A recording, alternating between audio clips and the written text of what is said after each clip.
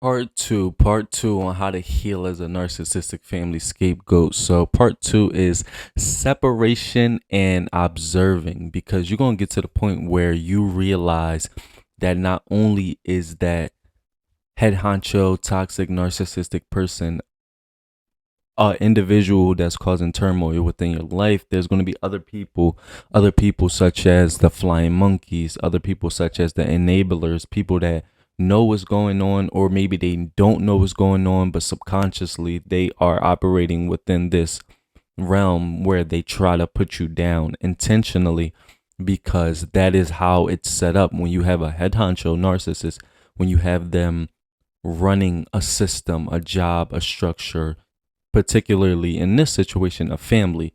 So yes, separation and observation. So basically you have to separate, meaning go no contact from your abuser, go no contact from your narcissistic parent or parents. You feel what I'm saying? Separate yourself. And then you have to observe everybody that was in your life, your family, your friends, your extended family, anybody that's around you, because now you're like the first point. The first video is about learning the information and stuff like that. So once you indulge in the information, then you have to take a step back and observe everybody around you to see how they operate, to see if they're quote unquote on your side, to see if they understand this dynamic, to see if they're going to play the game of the narcissist, to see if they're going to play the little manipulative things, or if they're going to enable it, or if they're going to say you're wrong, or whatever the case may be. Because once you wake up to this reality, you can't allow people to gaslight you. A lot of people, and you gotta be careful who you share it with too, because a lot of people are going to they're going to throw the information in the trash, because this reality that you wake up to is not something that most people can fathom, or most people will accept. Even if the information is right in their face, you feel what I'm saying? They will continue. Because think about this, I'm gonna give you a different perspective. Labels are labels because society has set them up to be that way: mom, dad, brother, sister, blah blah blah.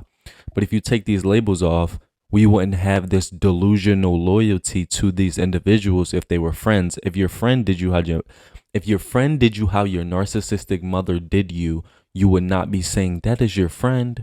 Just like in society we say that's your mother, honor mother thy father. You feel what I'm saying? That's your brother.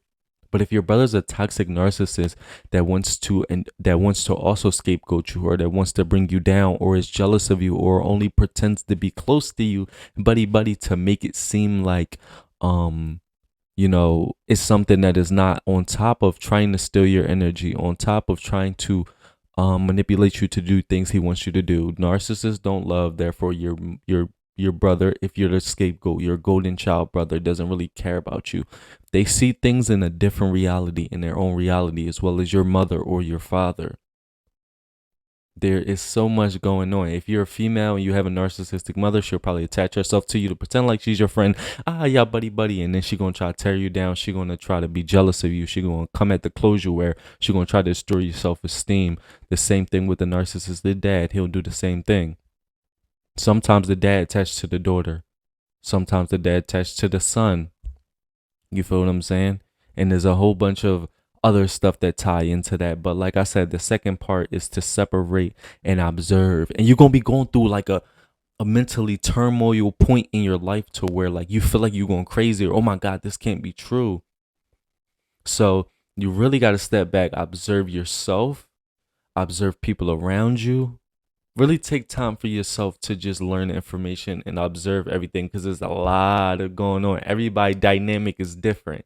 Like I said in my last video, if you got gangs, especially in the Black and Mexican community, Puerto Ricans, blah blah blah, X, Y, and Z. If you got gangs tied into it, I mean, it's probably white people with gangs too. But anyway, if you got gangs tied into your family, on top of the narcissism, on top of, you might have some borderline personality disorder individuals who has not worked on themselves, and on top of some sociopaths, and then everybody's following them.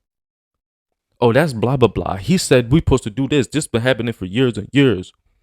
And then if you become rebellious and be defiant towards that system that's been set up for years and years, but nobody can see the narcissism because the person isn't physically, visually impaired, and then they all attacking you because you're not down with that. I thought it was something in my head, but it's just that.